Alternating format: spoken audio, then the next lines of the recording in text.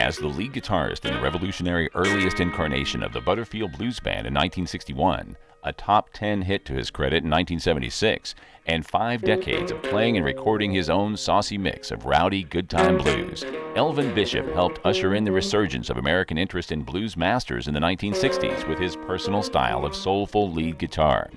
Known for the sense of humor he expresses through his music, his slide guitar work, and fusing several American roots forms in his music, as of 2014, Bishop remains one of America's great blues guitarists and continues to embody the sound of one who made a conscious effort to learn from the masters of the genre when he had the opportunity. Elvin's parents, Elvin Bishop Sr. and Milda Klieg Bishop, were farmers from Iowa and Nebraska. Elvin's father was in the service and stationed in Glendale, California, where Bishop was born October 21, 1942. After Elvin Sr.'s service time, the Bishops moved back to Iowa, where they continued to farm. In 1952, during an Oklahoma drought, Elvin Sr. brought down a load of hay to Oklahoma and took the opportunity to apply at Douglas Aviation in Tulsa, where he was hired. Subsequently, at 10 years old, Elvin moved with his family to Tulsa, where he attended John Ross Grade School, Bell Junior High, and Will Rogers High School. As a child, he would hear Johnny Lee Wills and his boys on the radio in the mornings as he ate his cereal. And then I messed up and heard blues. I had this big old radio about the size of a refrigerator, you know, and my hobby was I'd get stations from Alaska, anywhere on that, because Tulsa's in the plains and it's flat, and late at night the 50,000 watt station from anywhere would come in, you know. And I got WLAC in Nashville, and man, they started playing Jimmy Reed and Muddy Waters, and man, this is where the best part of rock and roll came from. This is it, you know. And I would have never known about it otherwise, because Tulsa was hardcore segregated at the time. I'm talking about the 50s, and there was white and colored drinking fountains, white and colored neighborhoods, white and colored never did meet in schools. And the only thing that they couldn't segregate was the airwaves. And that's how I found out about blues. Because I didn't know anything about it. It was kind of like that Bob Seger tune, Working on Mysteries Without Any Clues, because nobody in my family was musical. Nobody in the neighborhood knew anything about playing the guitar. So I'd go buy a guitar, I'd go to the pawn shop, it was all I could afford, and I'd get these, didn't know any better, I'd get these old K's and harmonies with the strings that far off the fingerboard.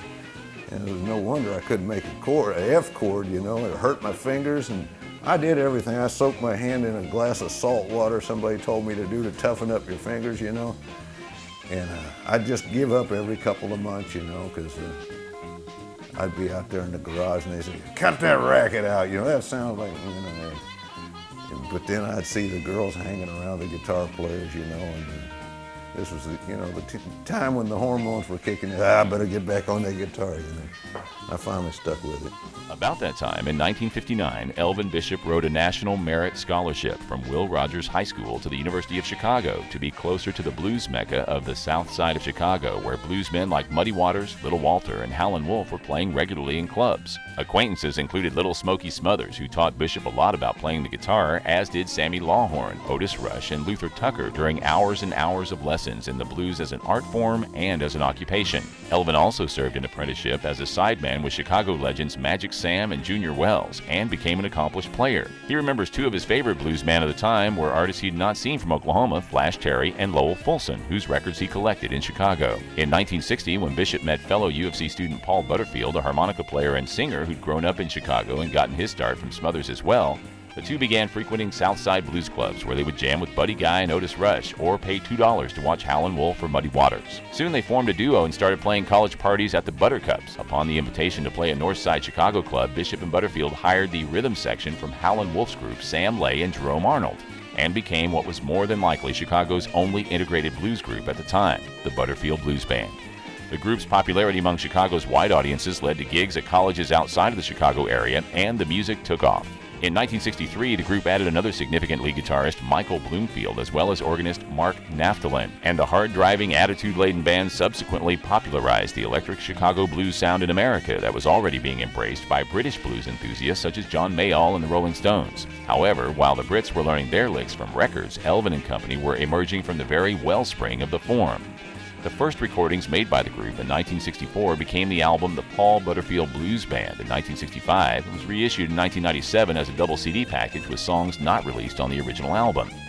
Popular music historians also note the group fueled their sound with the extended jams of the Bishop-Bloomfield twin guitar attack, such as on 1966's 13-plus minute East-West, based on jazz and East Indian raga concepts.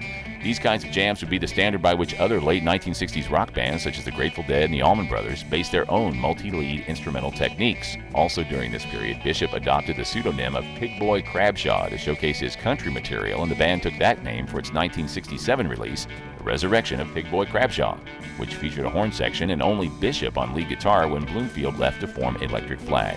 After the group's 1968 album, In My Own Dream, Elvin left for good and traveled to New York, where he jammed with Jimi Hendrix, whom he called quiet and humble, and Eric Clapton. Heading to the West Coast in 1968, his solid reputation led to releasing 3 albums on Fillmore Records and 2 on One Way, to include 1975's Juke Joint Jump. Signed by Capricorn Records in 1975 at the urging of Dickie Betts, guitarist for the Allman Brothers, who were also on Capricorn, Elvin reevaluated his strategy for commercial success. Lacking the mainstream appeal of his guitar work, Elvin's vocals seemed to be holding back the records, which prompted him to enlist pre-Jefferson Starship singer Mickey Thomas for the vocals to Fooled Around and Fell in Love, a massive radio hit that landed at number 3 on the pop chart and propelled the singles album Struttin' My Stuff to number 68 on the album chart. Bishop's next album, Hometown Boy Makes Good, in 1976, failed to capitalize on his previous hit, even with another vocal by Thomas, and prompted critics to wonder if Bishop could ever capture his infectious live spirit on vinyl. Elvin confronted this critique by releasing a 1977 live album, Raising Hell, which bettered his earlier success on the album charts by reaching number 38. By 1978, Bishop pulled out all the stops and mixed nearly every one of his influences, gospel, R&B, blues, country, funk, and rock, on his final studio album for Capricorn, Hog Heaven. After stepping away from recording for 7 years, Alligator Records, one of America's most prominent and contemporary blues labels, signed Elvin, where he's been releasing critically acclaimed recordings and supporting them throughout touring ever since. His 1991 release, Don't Let the Boss Man Get You Down, earned a 4-star review in Rolling Stone and landed him on Late Night with David Letterman. In 2000, Bishop joined his former mentor, Little Smokey Smothers, for 3 sold-out shows in San Francisco, which were called for the album That's My Partner. And a best-of collection was released as part of Mercury Records' 20th Century Master Series. In 2005, Blind Pig Records released Get My Groove Back, and then Bishop really hit a powerful stride on his subsequent album, the 2008 Grammy-nominated The Blues Rolls On. The collection features a revisit to his 1975 period with a new version of Struttin' My Stuff, features several guest stars such as Derek Trucks, George Thorogood, and B.B. King. Also revisiting his youth on the CD, Bishop includes a cover of a Jimmy Reed instrumental, Honest I Do, the first blues song a young Bishop remembers hearing on his transistor radio as a child in Tulsa. In 2010, Delta Groove released another Bishop album, Red Dog Speaks, a reference to Bishop's 1959 Gibson ES-345 guitar, which he plays with reckless abandon on the CD, coaxing bittersweet and celebratory tones out of the cherry red vintage instrument. His first live concert DVD, That's My Thing, Elvin Bishop Live in Concert, was recorded live at the Club Fox in Redwood City, California in 2011, and was nominated for Best Blues DVD of 2012 by the Blues Foundation. His 2014 CD, Can't Even Do Wrong Right, appeared on various blues charts, rising to number 1 on the Amazon.com blues chart. Additionally, Fooled Around and Fell in Love was included on the soundtrack and in the film Guardians of the Galaxy, which was a number 1 box office film in 2014. On its way to certified gold status, the film's soundtrack reached number 1 on the Billboard album charts. Bishop has never stopped performing throughout the United States at festivals, club dates, and concerts. Elvin lives with his wife, Kara, in the San Francisco Bay Area, where he's an avid gardener, canning jars of tomatoes, green beans, fruit, corn, garlic, and a variety of Japanese vegetables. For his stellar career as a songwriter, guitarist, vocalist, and longtime performer at the highest levels of the music industry, in 2014, Elvin Bishop was inducted into the Oklahoma Music Hall of Fame.